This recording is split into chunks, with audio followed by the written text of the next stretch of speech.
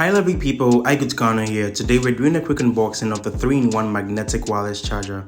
So basically this device right here can charge your iPhone, your AirPods and your Apple Watch at the same time. So this is how the packaging looks like. Well, first glance it looks good. Let's see what else we have inside the box. Now inside the box we have a Type-C to a Type-C cable, which is super clean. Inside as well we have the manual. This will show you on how to use the device in case you're finding it difficult. So let's just see how this works. You can see first it looks super clean. I like the finishing. I like the building materials they use. It looks quality. I really like this.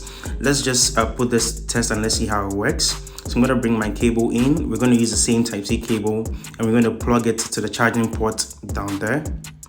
So I have to push this in. When I push it in, you can see that the indicator shows red here. Now I'm going to bring my iPhone and my AirPods. Unfortunately, I don't have an Apple Watch to show you guys, but you can see that the moment I put the phone on it, you can see it's charging.